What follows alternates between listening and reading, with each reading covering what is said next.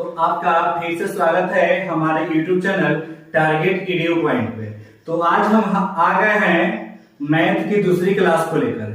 इसके पहले क्लास में हम बताए थे वास्तविक संख्या, और वास्तविक संख्या में अभी हम लोग पढ़ रहे थे कुछ डेफिनेशन के बारे में, जैसे सम संख्या पढ़े, विषम संख्या पढ़े हुए थे, और प्रकृत संख्या और पूर्ण संख्या। तो चार संख्याओं के बारे में हमने पहले ही अध्ययन कर चुके हैं। तो आज हम लोग देखेंगे इसके आगे। तो इसके आगे पांचवा नंबर देख रहे हैं हम लोग कि पहले देखे हम लोग सम संख्या, विषम संख्या, पूर्ण संख्या, प्रकृत संख्या। तो आज हम लोग देखेंगे परिमेय संख्या। क्या देखेंगे? परिमेय संख्या। आज हम लोग देख रहे हैं कौन सी संख्या? परिमेय संख्या। तो इसका डेफिनेशन होता है कि वैसी संख्या जिसे हम P बटा Q के रूप में, P बटा Q के रूप में लिख सकते हैं, यानी वैसी संख्या जिसे हम P बटा Q के रूप में लिख सकते हैं जहां Q नॉट इक्वल टू 0 होता है। Q क्या होता है? नॉट इक्वल टू 0 होता है। या इसका डिफिनेशन इस तरह से भी दिया जा सकता है कहीं कहीं कि वैसी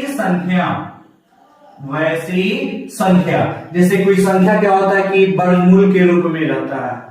तो उस तरह के जब भी सवाल आएंगे तो उसका जो डिफिनेशन होगा कि वैसी संख्या जिसका वर्गमूल पूर्ण रूप से निकल जाता है। अब समझिएगा आप लोग, यहां पे डिफिनेशन लिखा हुआ है कि वैसी संख्या जिसे हम P बटा Q के रूप में लिख सकते हैं जहां Q नॉट इक्वल टू क्या होता है? 0। क्या होता है? Q not equal to 0। या वैसी संख्याएं जिसका वर्गमूल हम पूर्ण रूप से यानी पूरी तरह निकाल सकेंगे, वैसी संख्या हमेशा यानी सदैव परिमेय संख्या कहलाती है। जैसे में हम लोग यहाँ पे देखेंगे, जैसे मान लेते हैं कि 3 बटा में 4, 6 बटा मान लेते हैं कि यहाँ पे 11, और रूट में मान लेते हैं कि 16। तो 16 का वर्गमूल पूर्ण रूप से निकल जाएगा यानी 4 आएगा। तो यह क्या है? आपका परिमेय संख्या है। रूट मान लेते हैं कि 25, ये भी क्या है? परिमेय संख्या। रूट 49, डॉट डॉट डॉट इत्यादि। डॉट डॉट क्या हो गया? यहाँ पे इत्यादि। यानी इस तरह हम अनेक एग्जाम्पल ले सकते हैं। अब हम देखेंगे छठा नंबर, अपरिमेय संख्या। क्या देखेंगे? अपरिमेय संख्या। तो वैसी संख्या, इसी के विपरीत लिखना है कि वैसी संख्या जिसे हम P बटा Q के रूप में नहीं लिख सकते हैं, यानी जिसे हम P बटा Q के रूप में नहीं लिख सकते हैं उसे हम क्या कहते हैं? अपरिमेय संख्या। या इसका एक और डिफिनेशन हो जाएगा कि वैसी संख्या जिसका वर्गमूल